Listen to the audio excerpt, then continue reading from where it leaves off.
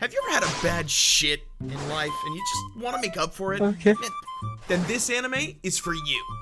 This anime will talk about this wimp here, Yuzuru Otanashi, who woke up one day with amnesia and saw this cute girl named Yuri in a high school uniform with a sniper trying to shoot another cute girl whose name apparently is Angel and is school council president. Yeah, imagine waking up to that. Yuri tells Otanashi that he is dead and this is the afterlife. Yeah, you heard that right. This is the afterlife in high school. Anyway, this Yuri is the leader of a group called the Not Yet Dead Battlefront, or SSS. I'll skip the jokes about this name. Just skip it. Otanashi doesn't believe what Yuri said and goes directly into Angel. And her name may be Angel, but once you see her forming this big knife out of thin air, you will pray for a real angel to help you. Angel stabs Otanashi, killing him actually. And that's it. Thank you for watching. Just kidding. As it appears, in this purgatory, you can't die, no matter what happened. And Otanashi proves this theory for us many times. The SSS is formed to repel against God, as they claim, Angel, and the purgatory itself. Yuri tells Otanashi that the person who starts to live a normal school life will disappear. But they don't know the main goal of this place. The main idea of this place is to help these kids who had a really miserable life to find happiness and move on and then reincarnate as someone new, maybe an animal, which they kinda knew about and repelled against Angel. I mean, they did have a point, you know. I mean, just imagine if you got reincarnated as a pig or a fly or something. Ugh. Something cool like a tiger or a lion would have been fine, but not that lame stuff. Jeez. So, everyone in this place had some serious problems back in real life. So this anime is more than just a bunch of teenagers waving guns. Man, it's deep, man. After Otanashi wakes up, he's cut by Noda like 100 times. And still, man, he rose like it was nothing.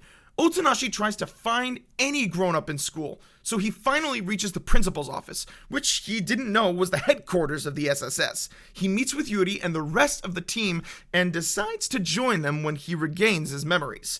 Later that night, the SSS commences Operation Tornado to steal meal tickets from the NPCs. They teamed up with an all-girls band called Girls Dead Monster. Is that a real thing? I think the way that they chose this name is they count to 3 and we say a word at the same time. Hence came the name. Anyway, the band distracts the NPCs in the cafeteria while some members fight Angel and the rest steal the tickets. Angel attacks Otanashi and he tries to shoot her in the legs as Yuri told him. But seeing this kawaii face stops him from doing so. He remembered when Angel stabbed him, so he shot Angel in the stomach, which was useless, and Angel kept going with that big knife she had, of course. Otanashi had no way but to run, even if it's from a girl. The rest of the SSS shows up and helps Otanashi to delay Angel until the tickets were stolen. And once they made sure that they retreated and went to the cafeteria to spend the meal tickets, and Otanashi is trying to figure out what the fuck is going on. After the last battle with Angel, the SSS is low on supplies, so Yuri leads another SSS members to the guild far below the surface, where their allies make the weapons there. And you can tell it's not gonna be an easy task, as the path is filled with booby traps and lasers and all kinds of shit. What bothers me is that these kids can die. For example, you may say that this guy knows how to play soccer or knows how to cook. Will these kids know how to die? A rock fall, a laser beam that cuts you in half, which it did to this big guy over here, and all they said, "Hey, you should have a diet or something." I mean, are you kidding me? And this TK guy, who I wouldn't even start to ask about what that thing is, that they've been here before and know the traps. But this guy right here kept saying, "Oh, I forgot," until he fell into a hole, and after a few traps remains only Otanashi and Yuri. No surprise there. Yuri started telling Otanashi about her past. She had 3 siblings. One day, thieves came into their house while their parents were out, and the thieves didn't find anything, so they got angry and told Yuri to bring them something precious, or every 10 minutes they would kill one of her brothers, which made little Yuri crazy because she didn't know what is precious. I mean, for a kid, a toy can be more precious than a big car. I blame it on the stupid thieves. Anyway, 30 minutes when the cops show up, Yuri was the only one alive. So from this sad and make you cry story, you can relate as to why Yuri started this rebellion against Angel. Otonashi and Yuri kept going further down until they reached this big place that looked like an industrial city. Yuri, as their leader, tells them to leave because Angel is coming. So along with this old bearded guy named Cha, they decided to blow the place and Angel with it. Otonashi and Yuri go and delay Angel while guild members prepare for the explosion. Normally, I love to see girls fight, and that moment where someone screams, "Girls fight!" loudly is like music to me. Yeah, boy. But not this type of girls fight. The guild is successfully destroyed along with Angel, and they move to the old guild's location. Yuri decides to break into Angel's room and hacks her computer, so she uses the help of this four-eyes bookworm Takayama, who's a hacker. Noda tries to test the new kid, but unfortunately for him, Takayama knows Noda's weakness. It's math. Apparently, Noda is really stupid. Yuri asks for the help of Girl's Dead monster to distract Angel while they break into her room. So Iwasawa, this hot girl right there, plays a song for Yuri called My Song. But Yuri didn't think it was fit for the mission, so bitch goes and writes another one. While talking to Otonashi, Iwasawa told him about her memories and how her parents used to fight all the time, and how she found her escape in music, blah, blah, blah. But it all ended with her drunken father one day hit her with a bottle on her head, which wasn't that serious at first, but it caused a stroke later. Otonashi let his imagination go wild about what Angel's room would be like, so you can understand the disappointment when he found that it was nothing but a normal girl's room. The teacher stopped Girl's Dead monster from playing, but Iwasawa breaks free and starts playing her song, My Song, and Iwasawa disappears after, like into thin air. One moment she's holding the guitar and poof, which was different from what the SSS knew was the only way to vanish was to obey Angel and live a normal school life. And I don't need to tell that what Iwasawa did wasn't a normal school life. Meanwhile, Yuri found out that the Angel is not getting her power from God, but developing it by herself. Yui, the pick-me here, insists on taking Iwasawa as the lead singer, but the other SSS members disagree as Iwasawa was badass and irreplaceable, and this girl is just annoying and talks too much.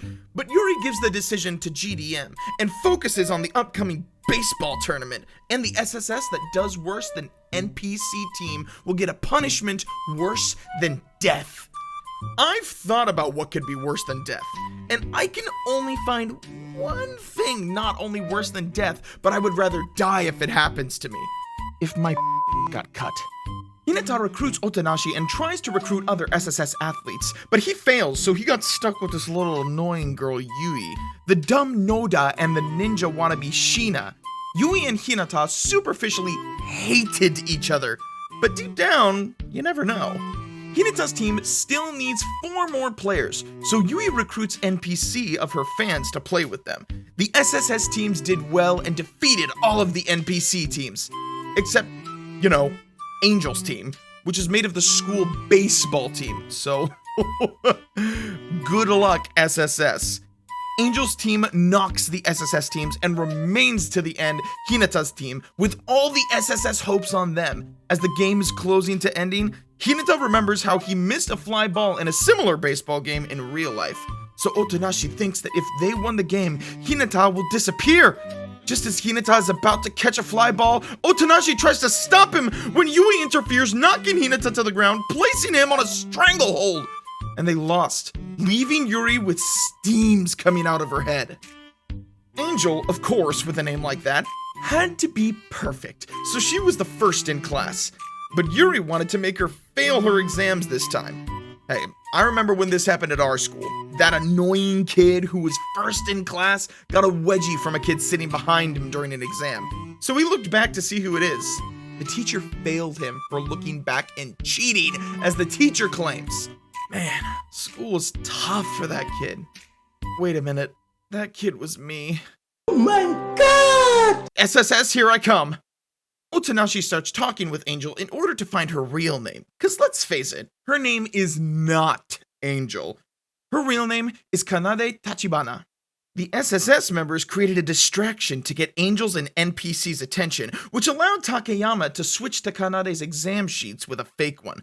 So Angel failed, and accordingly loses her position on the school council and was replaced with the vice president Naoi. SSS with Angel off the way decides to do another tornado operation. Angel was there, but paying no attention to them whatsoever. She buys a meal ticket, but the tornado operation blows it away to fall in the hands of Otonashi, which he uses, and while eating the food he got from Kanade's ticket, which, by the way, is like taking lunch money from a little girl, he sympathizes with her and wonders if she can join SSS. But you can guess what the SSS members said. So at the count of 3, say it with me. 1, 2, 3. Hell no! The new student council apparently wasn't like Angel. He arrives with the other NPCs and decides that the SSS members deserve punishment for their actions. After the SSS members were released from imprisonment, Yuri told everyone to make as disruption and annoyment Naoi as much as they can to see what they can do in Naoi's reign. Yuri sees Naoi beating up NPCs and figures out that he's not NPC, but a human like them. Otonashi goes with Kanade to the cafeteria to eat mapu dofu, a weird name, but it looks yummy. Naoi comes in and imprisons the two for eating when it wasn't lunch. While Otonashi is with Kanade, Yuri and the rest of the SSS members start a big fight with Naoi, who hypnotizes the NPC and uses them as shields. Wicked. So Yuri tells Otonashi about the big fight and asks him to get Angel to help them. Okay, now you want her help? Not an episode ago, you were shooting your guns at her, and now please, Angel, help us! Otonashi and Angel broke out and head to the battlefield, but it was too late. It was a massacre. A complete bloodbath, which I personally dealt with carelessly because I know no one died. It's like watching DBZ. You don't get sad when one character dies. You wait until they collect the Dragon Balls and resurrect them again. So, I don't get why Otonashi was furious about. Naoi held Yuri and began something like hypnosis, which interrupted by Otonashi and gave Naoi this big speech about him being real and memories we hold are dear and can't be replaced, blah, blah, blah, which ended up being useful because Naoi in real life had a twin whose his father valued more, and when his brother died, his father forced him to live as him and that he's the one who died, not his brother. So SSS, say hello to your new member, Naoi. So what do we do with a new member who has the ability of hypnosis? That's right, help Otonashi regain his memories apparently. Otonashi had a little sister, Hatsune, who was sick, so instead of going to school, Otonashi worked multiple jobs to pay for hospital bills and bought with whatever left a manga for his sister, so when he died, he figured out he had a new goal in life, to help others by being a doctor. On his first day going to college, he was riding a train which crashed due to an earthquake, and that's how our dead Otonashi died. To be honest, I'm a little disappointed here. I thought he had a dark and miserable story and died a tragic death, not due to a frickin' earthquake. Otonashi felt disappointed having nothing accomplished in his life. Anyway, the SSS members go fishing and Otonashi invites Kanade, and man, bringing her was a hit. I mean, look at the fish she got, and the hell with the knives, we got our own human knife here. Slice him up real good, Angel. Suddenly, Yuri and bleeding collapses in front of them. SSS accused Angel of attacking her, and that's when they saw someone that looked exactly like her, but with red eyes on top of the next building. It took the original Angel to defeat the clone, but it ended up with her getting stabbed in the stomach. While in the hospital, Yuri remembered the program she saw on Angel's computer when they broke into her room, and saw a power-up called Harmonica, which allows Angel to clone herself, which she did when slicing the big fish, and hence resulted in the twisted version of her. Yuri orders SSS members to attend class normally while she assesses Angel's computer to find a way to defeat the clone. She reprograms the harmonicas, allowing the original Kanade to be able to absorb the clone. But the original Kanade is kidnapped from the hospital, and the SSS members go after her. She was taken underground to the old guild's place. The SSS members sacrifice themselves fighting the clones. I mean, I wouldn't call it a sacrifice. I mean, they don't die, so they can do whatever the fuck they want to do. Otonashi and Yuri are the last survivors, of course. Yuri fights with the last clone while Otonashi tells the original Kanade to activate her harmonics, and it actually turns out well. While staying with Kanade at the hospital, Otonashi fell asleep and started remembering how he truly died. After the earthquake, Otonashi along with other survivors were trapped in a tunnel, and Otonashi helped them. He filled an organ donor card just in case, but he died right before the rescue team showed up. So he got optimistic after knowing how he truly died. Otonashi decides to help Kanade in her mission and help everyone move on. But he had to know about their pasts first, so he asks Kanade to fight against SSS again. Angel is reinstalled as the student council president, while Naoi returns to being vice president. The rest of the SSS believe Kanade lost her memories of her time with them and has returned to how she was before. But this is the secret deal made between Otonashi and Kanade. The first goal is Yui. She was handicapped in real life, so her wishes were simple. Do a German suplex, score against 5 players in soccer, and make a home run. But she had a secret wish. Marriage. Yeah, it's actually no secret. Every girl wants to get married. Girls. Okay. So, who do you think will help her with that last wish? If your answer was Hinata, I'm sorry to tell you, you guessed right. Hinata tells her that he'll marry her despite her handicap, and after making all of her wishes, she disappears.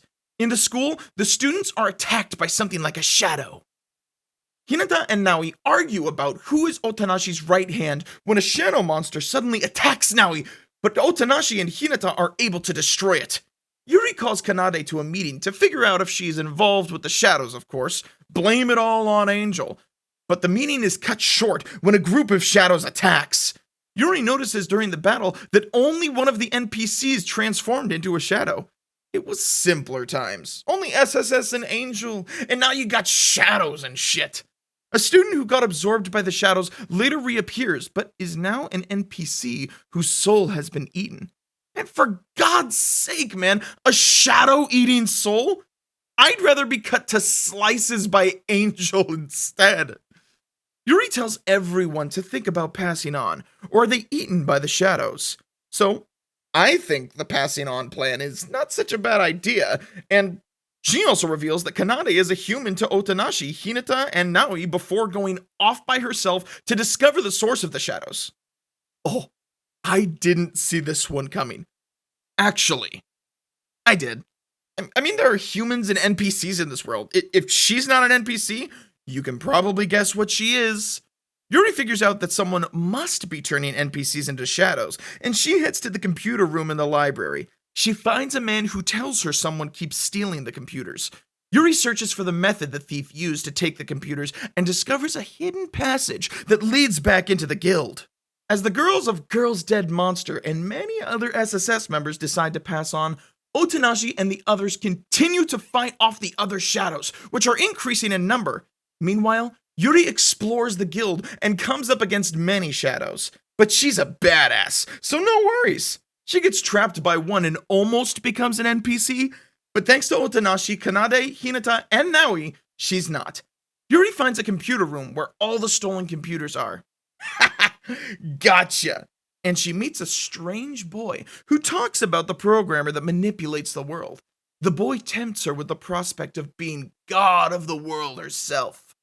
But Yuri declines for the sake of her friends and destroys all of the computers. 3 days after the Shadows incident, only Otonashi, Yuri, Kanade, Hinata, and Naoi remain. The others have already passed on. Kanade comes up with an idea that they hold a graduation ceremony. I mean, if they make a graduation for finishing high school, finishing the Afterlife should have a damn hell of a party. After the ceremony ends, Naoi passes on. Yuri makes her peace with Kanade before she leaves too. followed shortly by Hinata. I'm not crying, but seeing them leave like this is just... It's just... With Otonashi and Kanade left, Otonashi suggests that they could stay together to help others who come into the afterlife, revealing in the process that he's in love with her. Kanade is hesitant to respond, as her one regret was never saying thanks to Otonashi, whose heart kept her alive in the real world due to the donor card that he left behind when he died. What? I did not see that one coming. But wait, Kanade is in the afterlife way before Otonashi, which means she died before, so how can she have his heart? Something just doesn't make sense here. Kanade thanks him and disappears in his arms. And as Otonashi cries over the disappearance of his newfound love, Otonashi passes on shortly after. I mean, they just have to decide to stay here together and this happens. Why?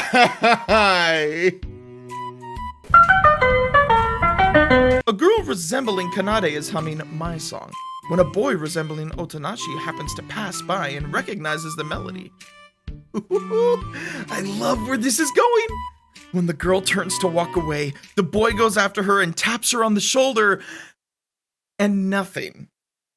Are you kidding me? So we don't get to know what happens next.